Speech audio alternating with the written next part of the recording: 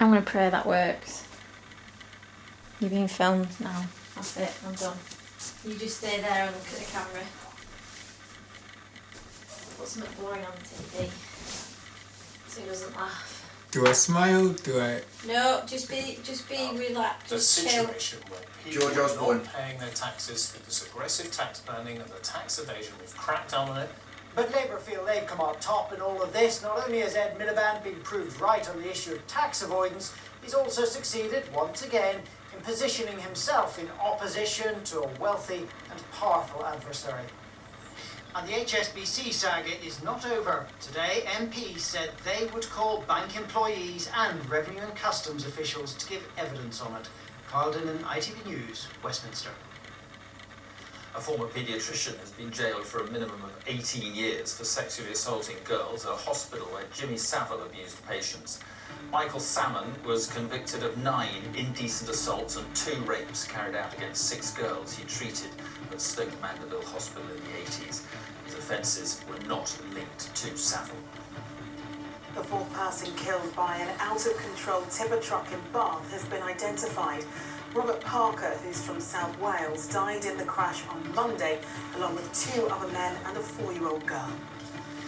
And 2 British military healthcare workers have been declared free of Ebola and discharged from hospital. They were monitored for a fortnight after they were exposed to the disease in Sierra Leone.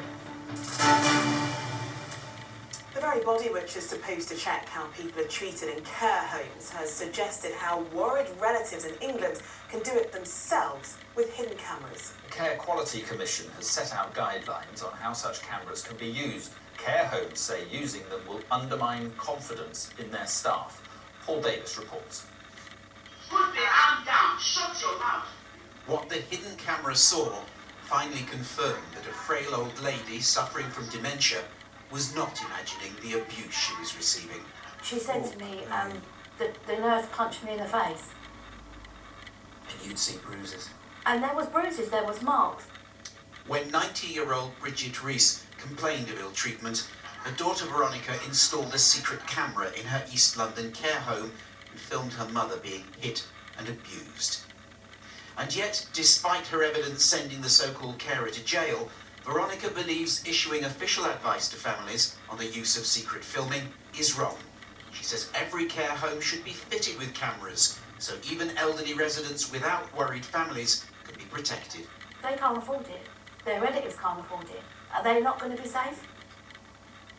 These people all have to be safe, not only the ones who can afford anything. Instead, the Care Quality Commission leaves secret filming as an option for relatives, advising it should only take place to monitor a resident's care, welfare and safety, must not take place in shared areas, should be limited to certain periods of time and kept secure at all times. Some in the industry say having secret cameras at all seriously damages the bond between carer and cared for. Family are part of that caring solution to somebody's full-time care. The provider is part of it. The carers who are caring for them are part of it. And what this kind of says is that one part of that is actually not trusting the other 2 parts. And I think that's really sad. Privacy issues also come into the argument, but for many, the fact our health regulators now publicly acknowledge that secret cameras may have to play a part in protecting the elderly will be the most disturbing development. Paul Davis, ITV News. After hundreds more migrants drowned in the Mediterranean this week, the United Nations has told the European Union it must do more to stop such tragedies. It wants the EU to set up a full search and research operation in the Mediterranean. Well, our correspondent Emma Murphy is in Sicily, where the bodies were taken. Emma, very strong criticism there from the UN, but will the authorities actually listen? Well, they may listen, but whether they'll act is a different matter. This is obviously a situation that involves those 2 very tricky issues for politicians, money and migration. There was a search and rescue operation in place here until the end of last year, but it cost around £8 million. It was run by the Italians, and then Britain and other EU nations said they weren't willing to fund it anymore.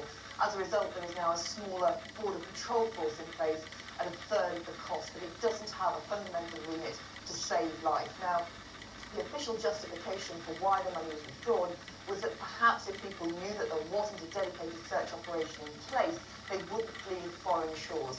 The tragedy of this week is that that has been proved wrong, and that message clearly is not getting through. Thanks, Emma. Still to come, first look at tomorrow's newspapers and Woods hits third at his opening hole. Ouch. Sitting for Tiger Woods, the golfer announces he's taking an indefinite break. And the film that has millions of fans waiting in anticipation for its UK release. All that less than a minute away.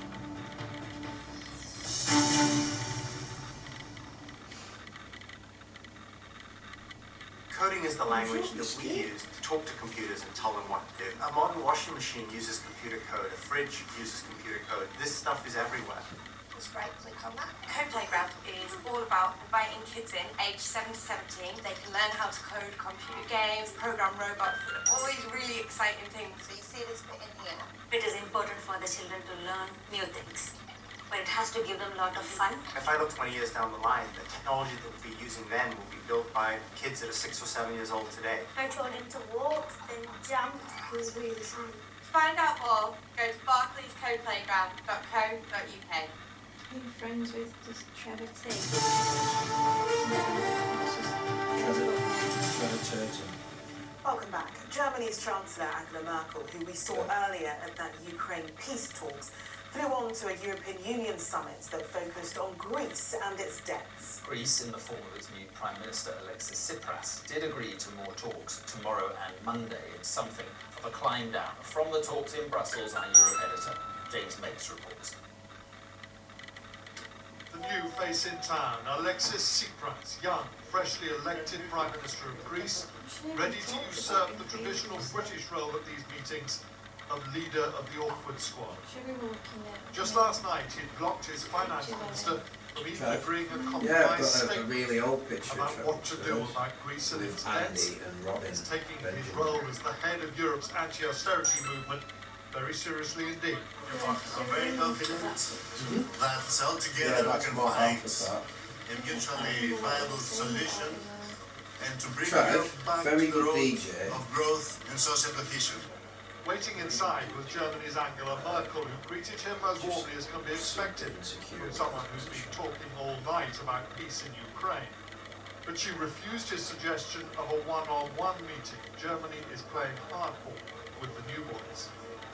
David Cameron knows what that feels like. Outside the euro, he's an observer in this row, but it can still hurt Britain. What is required between Greece and the eurozone is not a standoff, but a solution. Now, the British economy is growing and succeeding, but we are affected by the situation on the European continent, and the longer this standoff goes on, the worse potentially that could be for Britain. The two men did meet with an early warning from Cameron just how long these things could drag on. They can go on unlikely into the next day. When they got around the conference table, Mr. Cameron found himself neither the centre of attention nor the cause of an argument. It must have felt, well, slightly bewildering. On his first day at Europe's top table, Alexis Tsipras will have learnt how hard it is to swim against the tide here. Harder still when you know that the people you're negotiating with hold all the cards. And there are already signs that after the defiant refusal to agree to anything last night, the Greek position may be beginning to crumble. So, James, what do you think? Will there be a deal? Yeah, well, I think that people are a lot more optimistic this evening than they were this morning, when both the Greeks and the Germans appeared to be saying no to any sort of compromise. One reason for that, I think, is that Greece has slightly looked down the financial barrel today. Tax receipts last month, €1 billion down. It seems a lot of Greece thought they would delay or not pay taxes to the new government in the hope that maybe they would never have to. Plus, the European Central Bank has had to give us an emergency loan of €5 billion. I know. She'll beat you when she comes back. She's supposed to be loads of it.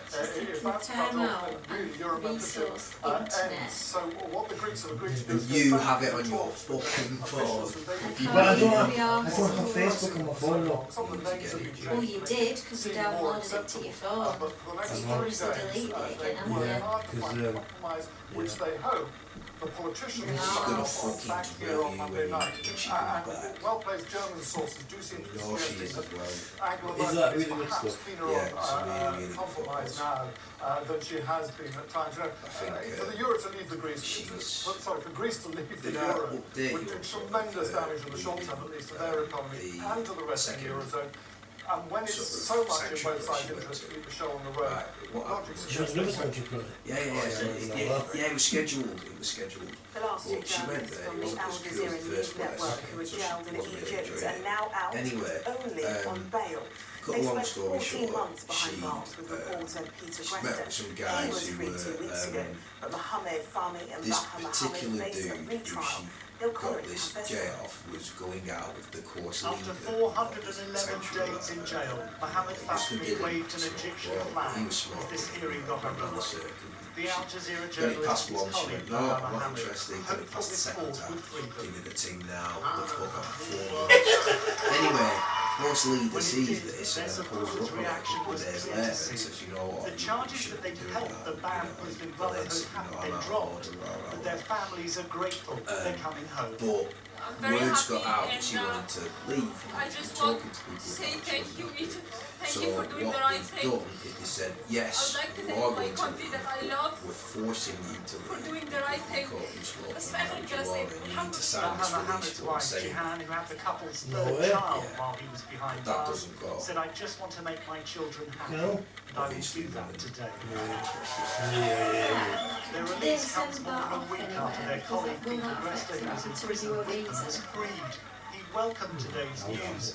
I think it was Comes just after for the their global campaign to records. secure the release of I all wouldn't have three. thought it's going to affect anything. Their jailing focused concerns about human rights Bad under shit. Egypt's I know. President Well, al-Sisi. it's not bad shit, but So This week, basically, with a visit by President Putin. got away from that sanctuary Analysts say their 7 release weeks shows earlier than she was Egypt wants supposed to to garner be. So now favour she's just after the travelling damage to its reputation. with I think the Egyptians her are trying boyfriend to David, become more who's a popular really again, cool dude. and at the same time, they understood that this particular Southerner, issue will upset organise a lot of people in the Southerner. international community and upset people that were We'll advocates deal for with freedom him. of speech. There were we know feathers where in the ruffled in the south Western he's world, from? and so in order to No, become everybody's friend again, Any the different Egyptians have had to accent to deal say with this someone question. more around this? No, Journalists who he say hasn't they've got an endured annoying harsh conditions in prison will appear back and forth on Oh, there we February go. the least I can say of They them. may have their freedom, but for now, the charges They may against get them a less of an ass whooping. Neil Connery, ITV News. I was about to say, yeah, at the moment A it'd be like 13-year-old full boy storm has died from hurricane. his injuries after an incident in a school playground in Enniskillen in County Fermanagh. Oshie McGrath had been playing football during his lunch break at St Michael's College on Monday. A 17-year-old boy has been arrested and bailed. New romantic singer Steve Strange has died at the age of 55. Strange, whose real name was Stephen Harrington, found fame in the 1980s as the frontman of Zezuru, whose best-known hit was Fade to Grey. He died of heart failure in hospital in Sharm el-Sheikh in Egypt. The Duchess of Cambridge has shown her support for Sir Ben Ainsley's bid to win the 2017 America's You Cup know she's sailing 7 race. months pregnant. She toured Sir Ben's new sailing centre in Portsmouth today, even adding to the decor. And the opening ceremony for the Cricket World Cup held Were you simultaneously